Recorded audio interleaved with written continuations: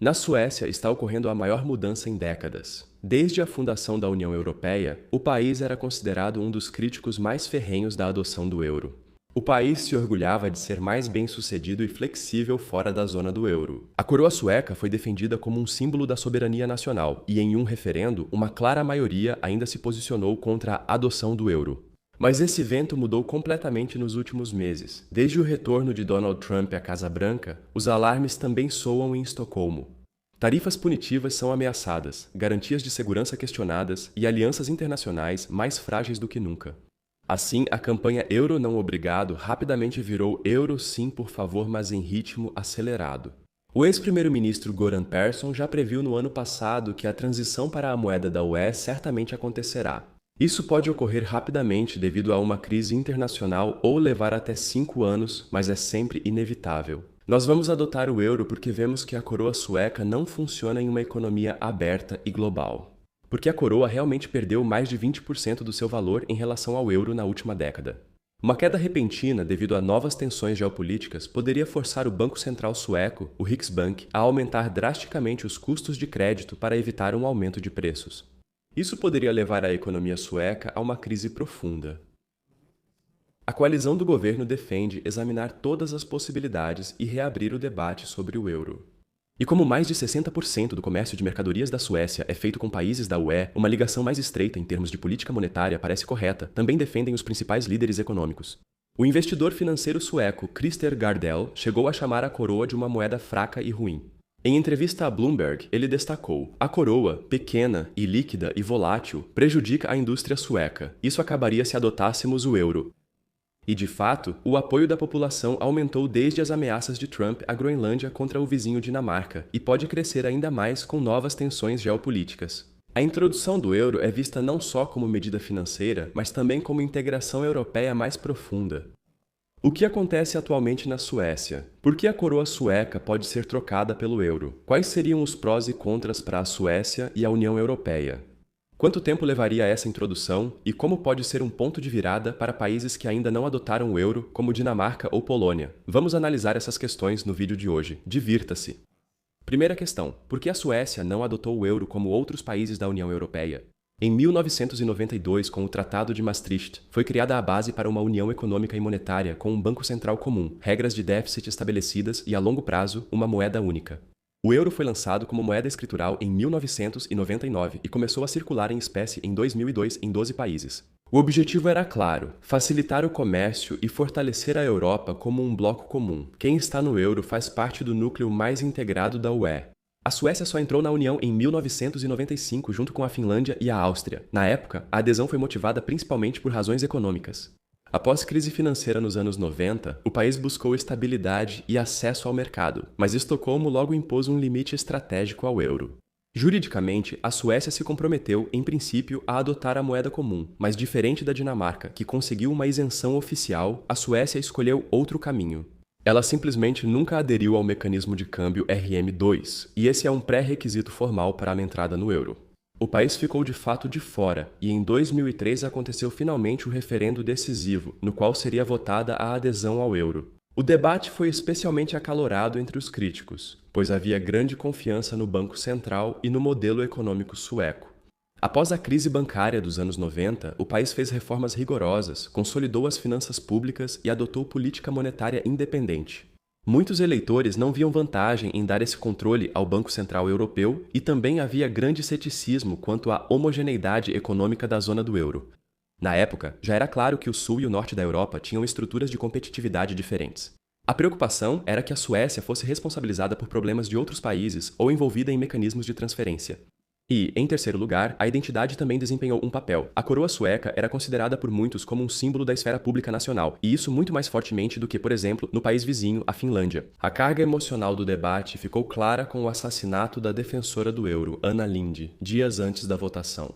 Mas no final, cerca de 56% votaram contra a introdução do euro, e nos anos seguintes, a decisão parecia se confirmar. Durante a crise da dívida de 2010, muitos países da zona do euro foram pressionados, mas a Suécia reagiu de forma flexível. O Banco Central controlava os juros de forma autônoma e a coroa pôde se desvalorizar para proteger exportações.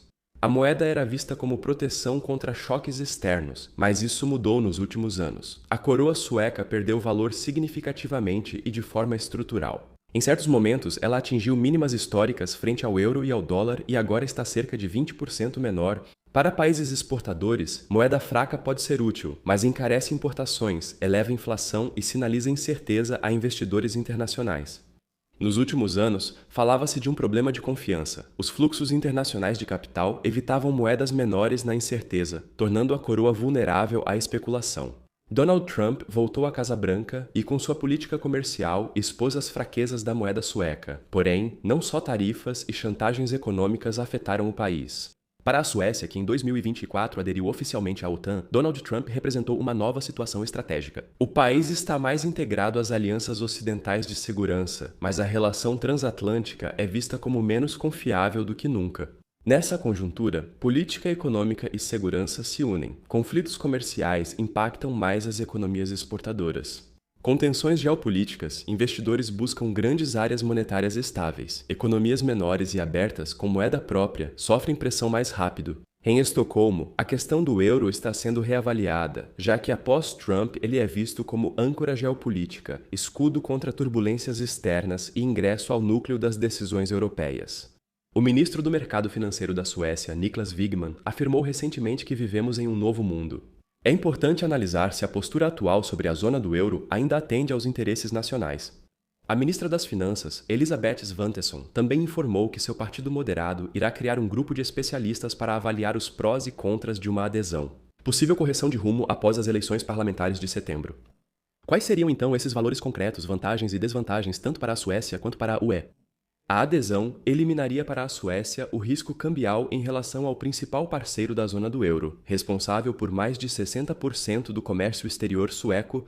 Para as empresas, isso eliminaria custos cambiais e daria mais previsibilidade aos investimentos de longo prazo. Integrando uma área monetária maior, a Suécia ficaria menos vulnerável a movimentos de capitais de curto prazo. O euro é a segunda principal moeda de reserva após o dólar, e integrá-lo pode reduzir prêmios de risco. Ser do Eurogrupo dá direito a participar das decisões centrais de política financeira e econômica. Atualmente, a Suécia está fora, mas muitas decisões a afetam indiretamente. Ainda assim, seria o último passo estratégico para sua integração definitiva na Europa.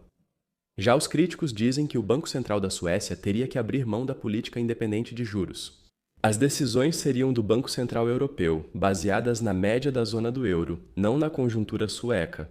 Em crises, a Suécia não poderia desvalorizar sua moeda para proteger exportações e integraria mecanismos conjuntos de estabilidade. O país seria responsabilizado indiretamente como um Estado doador pelos problemas de dívida de outros países, o que, por outro lado, seria naturalmente um alívio e uma vantagem para a União Europeia como um todo, ou, por exemplo, para a Alemanha. Cada novo Estado-membro aumenta o peso econômico da União Monetária, e a Suécia traria uma economia estável e inovadora. Isso teria grande impacto simbólico e político, principalmente para países que ainda não adotaram o euro. A introdução não seria imediata. Diferente da Dinamarca, a Suécia precisaria aderir ao ERM2, mantendo a coroa atrelada ao euro por pelo menos 2 anos. A Comissão Europeia só pode aprovar quando a fase for estável e todos os critérios de Maastricht forem cumpridos. Especialistas econômicos suecos estimam um período de 3 a 5 anos, mas antes deve ocorrer um novo e intenso debate entre a população. Nas pesquisas de 2025, os críticos ainda lideram, mas a cada crise geopolítica, sua vantagem diminui. Por isso, o ex-primeiro-ministro Göran Persson afirma que a transição para a moeda da UE vai acontecer. Isso pode ocorrer rapidamente por uma nova crise internacional ou levar 5 anos, mas, devido à nova situação geopolítica, é inevitável. Mas o que vocês acham? Será que a Suécia realmente vai adotar o euro e isso vai fortalecer a UE como um todo? Escrevam aí nos comentários. Se vocês também têm interesse em saber por que a UE está se aproximando mais da China, então eu recomendo muito este vídeo. Divirtam-se, a gente se vê na próxima vez. Até lá, tchau!